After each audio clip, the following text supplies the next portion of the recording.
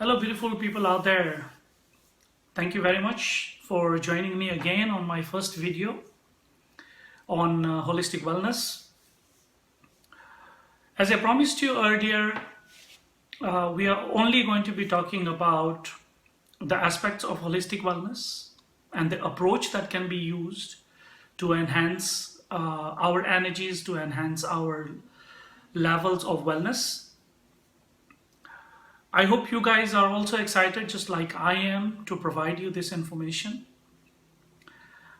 So what's going to be the difference about this video and the information already available?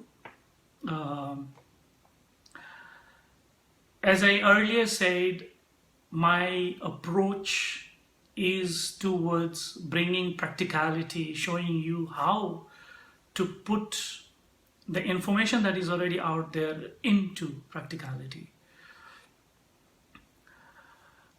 This is all up. I tell my clients that I can only provide you with the guidance. It's entirely up to you on taking it on board and putting it into use, being very clear that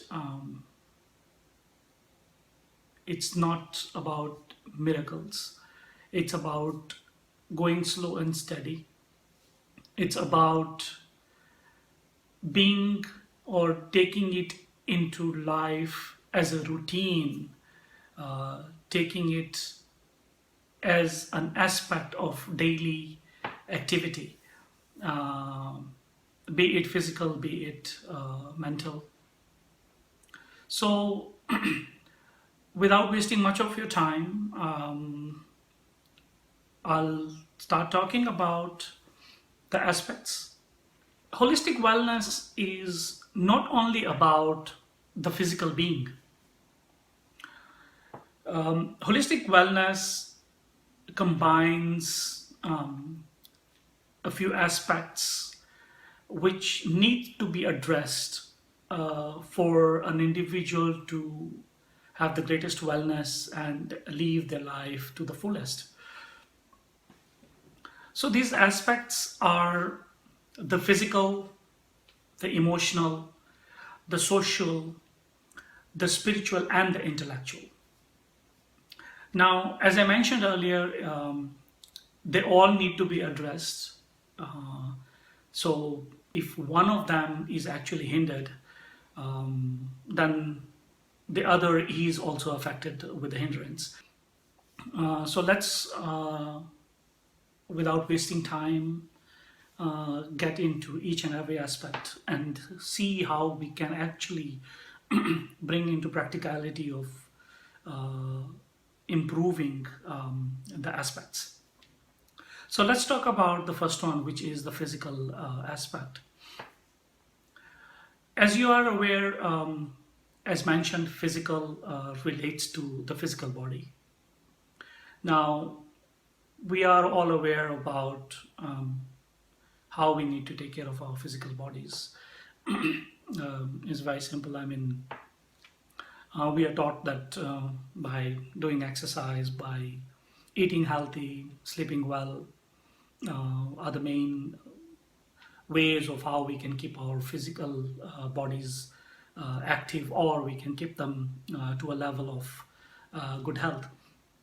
But the question now arises here is, we may be using the same level of exercises, eating healthy and sleeping well, but the difference that I am going to give you is, do you actually use the level of consciousness in whatever you're doing?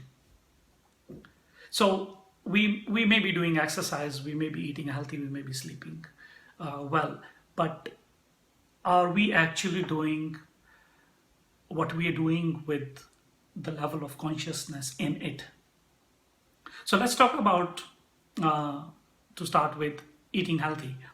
Now, eating healthy is not just about eating the right foods.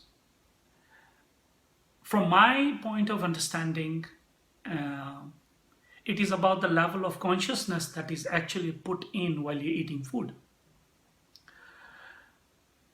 What I have noticed, or is a very common trend in today's generation, having your mobile phone or having some sort of electronic device when you're actually eating. We call it multitasking. But that multitasking is actually diverting your mind from the food or the energy in the food that you are actually taking in. Likewise, when it comes to the thought processes that you're carrying while eating the food or even doing exercise. Now let's divert it to the level of exercising. Is most of the people actually go to the gyms, go doing exercising with the intent of reducing stress. But does that actually reduce the stress in the long run? It's actually at a very short period. As soon as you're off that gym or you're out of that particular area, your level of thought processes start coming back to the same where they were left behind. Thus, no doubt it creates a bit of change at the physical level, but has it actually improved your thought process, or has it given any change in your level of stresses?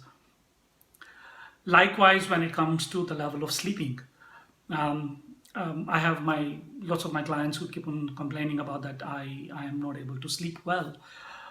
So the question I ask them is very simple: is what level of consciousness are you actually carrying when you actually go to sleep? Because the consciousness or the level of thought process when we are actually going to sleep is worrying about what's going to happen tomorrow. And that is what needs to be changed. If we actually just sleep with the consciousness that everything is going to be left or everything is going to be taken care of by the universe, because it's not in our hands. I mean, we have our thought processes in the yesterday and in the tomorrow, and we forget about the thought processes or the consciousness in the now. So my request or my way of teaching in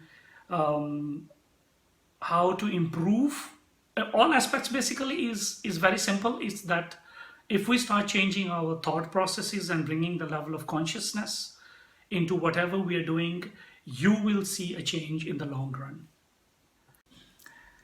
Thank you very much for watching my video. Hope you found it useful and educative. Very soon I will be coming up with the second part of this video, talking about the rest of the aspects. Before you go, please, I kindly request you to give your comments on the comment boxes below. Subscribe to my videos, like them and share to the most. My request to you all, believe in yourself, stay happy, and God bless you all.